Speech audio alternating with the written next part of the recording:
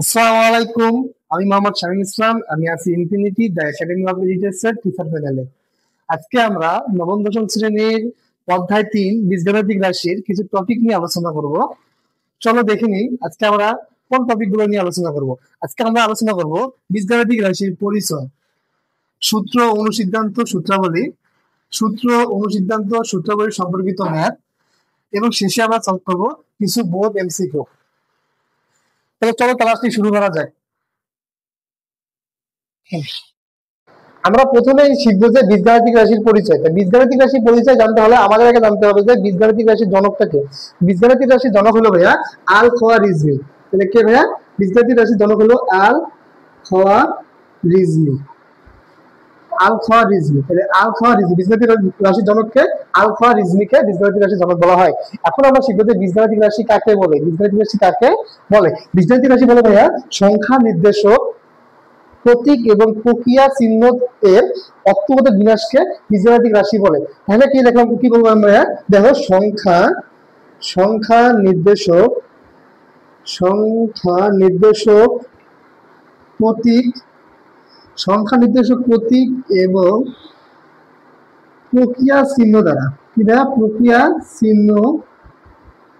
প্রক্রিয়া চিহ্ন দ্বারা বা প্রক্রিয়া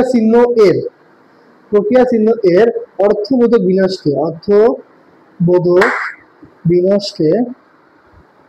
বিন্যাসকে বীজগাণিতিক রাশি বলে। বীজগাণিতিক রাশি বলে। কি বললাম ভাইয়া? যে সংখ্যা নির্দেশক, প্রতীক এবং প্রক্রিয়া চিহ্ন এর অর্থবোধক বিন্যাসকে বীজগাণিতিক রাশি বলে। আশা করি বীজগাণিতিক রাশি কাকে বলে এটা সবাই ক্লিয়ার হতে পারছো। এখন আমরা শিখবো যে বীজগাণিতিক রাশি তো বললাম, এখন এই বীজগাণিতিক রাশি আমরা চিহ্ন কিভাবে? তাই এখানে কি বলছে? সংখ্যা নির্দেশক, প্রতীক এবং প্রক্রিয়া চিহ্ন। আচ্ছা, আমি যদি দেখি যে এক্সাম্পল হিসেবে একটা লিখি, এক্সাম্পল দেখলাম 3b plus 3a plus 4b minus 5c। এটা একটা কি ভাইয়া? এটা একটা বীজগাণিতিক রাশি। কেমন? দেখো, সংখ্যা নির্দেশক প্রতীক আছে না, এবং কি প্রক্রিয়া চিহ্ন আছে না। তাহলে এই কি অর্থবোধক বিন্যাস কি বলে? বীজগাণিতিক রাশি। এটা কি ভাইয়া? এটা একটা বীজগাণিতিক রাশি। এটা কি ভাইয়া? এটা একটা হলো বীজগাণিতিক রাশি। এটা একটা বীজগাণিতিক রাশি। এখন দেখো এখানে যে আমরা কোন বর্ণগুলো ব্যবহার করছি ভাইয়া? এই দেখো, এ বি সি বর্ণগুলো ব্যবহার করছি না। এই যে এ বি সি যে বর্ণগুলো ব্যবহার করছি, এগুলো কিন্তু কি ভাইয়া? এগুলো হলো বীজগাণিতিক রাশি, যে এই বর্ণগুলো দ্বারা প্রকাশ করা হয়। আর এই বর্ণগুলো দ্বারা বীজগাণিতিক রাশি প্রকাশ করা হয়, এবং এগুলো দ্বারা অনেক কি হয়, আমাদের ম্যাথ সমাধান করা হয়। তো দেখো, আমরা দেখে নিই যে কোন কোন বর্ণ দ্বারা আমাদের বীজগাণিতিক রাশি প্রকাশ করা হয়, বা এই বীজগাণিতিক রাশি প্রকাশ করা হয়, এবং কি করা হয় ভাইয়া?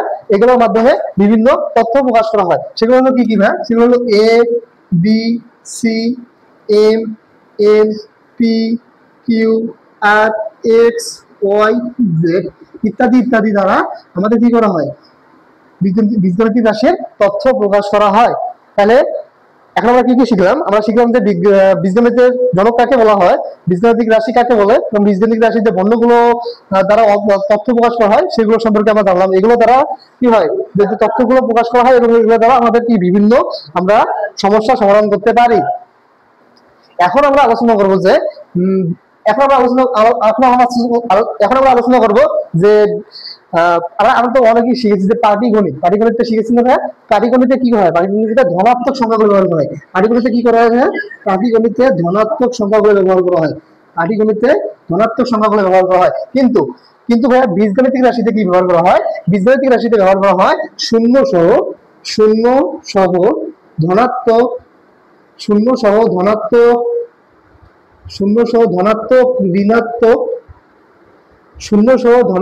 ঋণাত্মক সংখ্যা ব্যবহার করা হয়। তাই ভাইয়া বীজগাণিতিক রাশিকে পাটিগণিতের সর্বায়নকৃত রূপ বলা হয়। তাই কি বলা হয় ভাইয়া? বীজগাণিতিক রাশিকে বীজগাণিতিক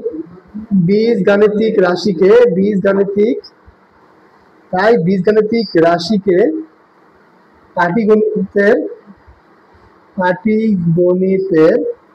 পাটিগণিতের সর্বায়নকৃত সর্বায়নকৃত সর্বায়নকৃত রূপ বলা হয়। সর্বায়নকৃত রূপ বলা হয়। তাই বীজগাণিতিক রাশি কি হয়? পাটিগণিতের সর্বায়নকৃত রূপ বলা হয়। এখন আমরা শিখবো যে বীজগাণিতিক রাশিতে যে সংখ্যাগুলো প্রকাশ করা হয়, যে সংখ্যাগুলো দ্বারা বীজগাণিতিক রাশি প্রকাশ করা হয়, তাদের সংখ্যাগুলো ব্যবহার করা হয়, তাদেরকে কি বলে ভাইয়া? তাদেরকে বলা হয় ধ্রুবক। তাদেরকে কি বলা হয় ভাইয়া? তাদেরকে বলা হয় ধ্রুবক। যে সংখ্যাগুলো ব্যবহার করা হয় তাদেরকে বলা হলো ধ্রুবক। এই ধ্রুবকের মান কিন্তু নির্দিষ্ট। এই ধ্রুবকের মান কি ভাইয়া? এই ধ্রুবকের মান হলো নির্দিষ্ট। এই ধ্রুবকের মান নির্দিষ্ট। আবার এখানে কিছু অক্ষর প্রতীক ব্যবহার করা হয়, সেই অক্ষর প্রতীককে বলা হয় চলক। সেই অক্ষর প্রতীকগুলোকে বলা হয় কি ভাইয়া? চলক। যার নির্দিষ্ট কোনো মান নেই, এরা এক এক সময় এক এক মান ধারণ করে। আশা করি এইখান থেকে যেটুকু পড়াইলাম তোমাদের মধ্যে আর কোনো সমস্যা হবে না। আমরা এখান থেকে কি কি শিখলাম? যে বীজগাণিতিক রাশির জনককে, বীজগাণিতিক রাশি কাকে বলে, তারপরে শিখলাম আমরা যে বীজগাণিতিক রাশিতে বর্ণগুলো দ্বারা প্রকাশ করা হয় বা তথ্যগুলো সমাধান করা হয়, সমস্যাগুলো তথ্যগুলো বীজগাণিতিক রাশিতে তথ্য এবং সমস্যাগুলো সমাধান করা হয়, সেই বর্ণগুলো কোনগুলো? এই যে ভাই এগুলো। এবং কি বললাম যে পাটিগণিতে ধনাত্মক সংখ্যা শুধু ব্যবহার করা হয়, কিন্তু বীজগণিতে শূন্য সহ ধনাত্মক এবং ঋণাত্মক সংখ্যা ব্যবহার করা হয়। তারপরে কি শিখলাম?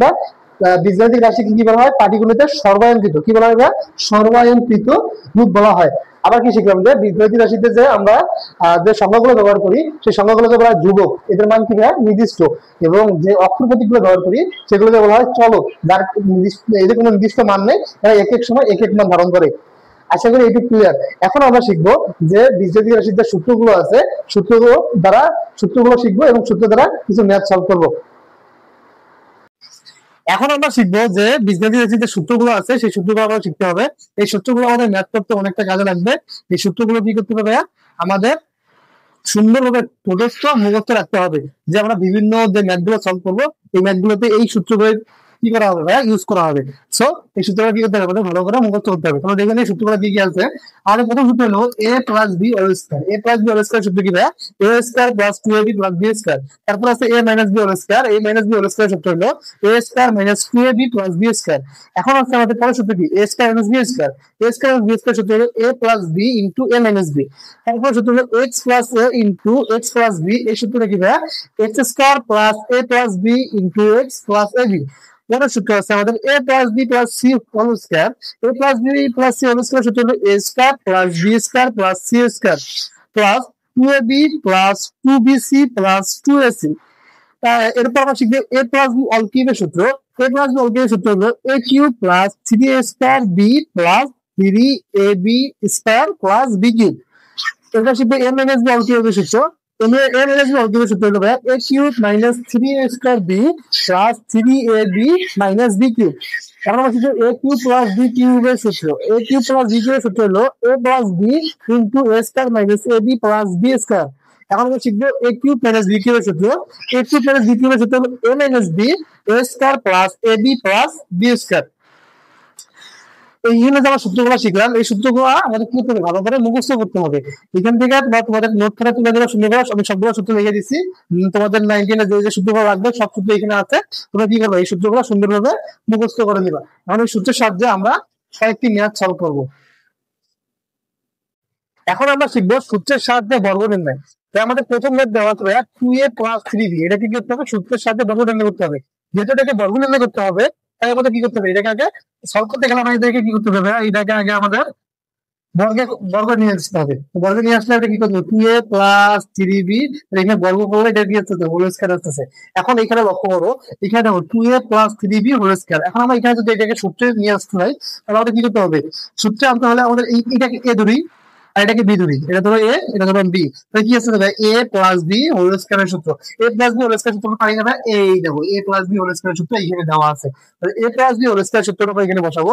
এ প্লাস বি হোল স্কয়ার সূত্র কি না? A square plus 2ab plus B square. তাহলে আমরা এখানে কাকে ধরছি? এটা ধরছি এ, এটা ধরছি বি। তাহলে আমরা কি করবো? এইটাকে এ, এটাকে বি ধরে এই সূত্রটা এখানে ইউজ করবো। ইউজ করি তাহলে এখানে হলো কি 2a, তাহলে এই যে whole square, 2a whole square plus 2a কত হয়? যে 2a ইনটু b কত হয়? যে 3b প্লাস b কত হয়? যে b স্কয়ার না, এই যে b কত হয়? যে 3b। তাহলে এই যে 3b হোল স্কয়ার। এখন এটাকে তুমি গুণ করো। আচ্ছা এখানে 2 এর উপর স্কয়ার, তাহলে কত হবে? 2 এর উপর স্কয়ার দিলে 4 4 তাহলে a এর উপর স্কয়ার তাহলে a square plus 2 into 2 into 3 তাহলে 3 2 ইনটু 2 তাহলে 2 4 12 তাহলে 12 12 a b 12 a আর a ইনটু b তাই a b প্লাস 3 এর উপর স্কয়ার থাকলে কত হয় 3 এর উপর স্কয়ার করে এইভাবে নিবা 3 গুণন 3 আর 2 এর স্কয়ার 2 গুণন 2 তাহলে 3 3 9 তাহলে 3 3 9 আর 2 ইনটু 2 ইকুয়াল টু 4 তাহলে 3 ইনটু 3 ইকুয়াল টু 9 তাহলে এখানে কি হচ্ছে এখানে হচ্ছে 9 আর b এর উপর স্কয়ার দিলে মানে কি b স্কয়ার মানে এটা এই একই নিয়ম a into a equal to a square আর হলো b into b equal to b square আর যদি আমরা a গুণন b করি তাহলে এটা একসাথে করলে হয় a b এই যে এগুলো আমরা ইউজ করছি এখানে হ্যাঁ তাহলে এখানে কি আসছে তাহলে আমাদের আনসারটা আসছে 4a square plus 12ab plus 9b square আশা করি এখানের মধ্যে এই যে ম্যাথটা পাইলাম এই ম্যাথের মধ্যে কারো কোনো ঝামেলা নেই এখন আমরা পরবর্তী ম্যাথটি যেটা আছে সেটা সলভ করব তো দেখে নিই পরবর্তী ম্যাথটা এখানে কি বলছে 4y 5x 4y 5x এখন এখানে এখানে বলতে কি সূত্রের সাহায্যে বর্গ নির্ণয় ভাই দেখো কি বলছে সূত্রের সাহায্যে বর্গ নির্ণয় তাহলে 4y 5x এখানে যদি সূত্রের সাহায্যে বর্গ নির্ণয় করি তাহলে এখানে আমরা কি করব এটাকে আগে সলভ এটাকে আগে বর্গে নিয়ে যাবো তো 4y 5x এটা যদি বর্গ করে যে বর্গ করো এখানে দেখো এখানে যদি এটা মনে মনে এ ধরি এটা যদি তুমি বি ধরি তাহলে কি আসছে এ মাইনাস বি হোল স্কয়ারের সূত্র আসছে A minus B whole square সূত্র পারি না এই যে পারি A minus B whole square সূত্র হলো A square minus B AB plus B square তাহলে আমরা এখানে সূত্র বসাই দিই তাহলে এটাকে যদি এ ধরি তাহলে এটা হলো এ স্কয়ার তার মানে 4y square minus 2 into 4y into 5x এটা যেহেতু বি ধরছি এখন কি বলছে plus B square plus B square b কত পায় 5 তাহলে 5x এর উপর স্কয়ার তার মানে এখন এটা আসলে এখন আমরা কি করব 4 এর উপর স্কয়ার এই যে একই নিয়ম 4 এর স্কয়ার মানে 4 ইনটু 4 তার মানে হলো 16 তাহলে এখানে 16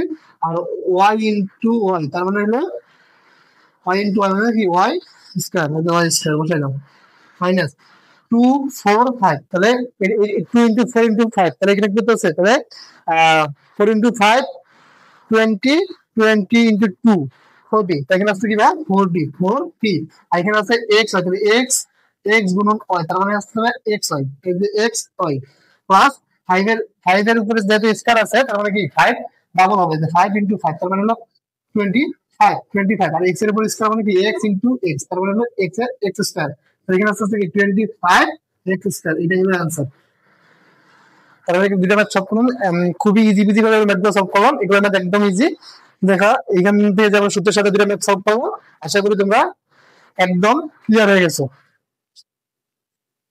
তোমার স্বপ্নকে পূরণ করতে আমরা ইনফিনিটি দ্য একাডেমি অফ নিউক্লিয়াসের সকল টিচার আছি তোমাদের সাথে ইনশাআল্লাহ।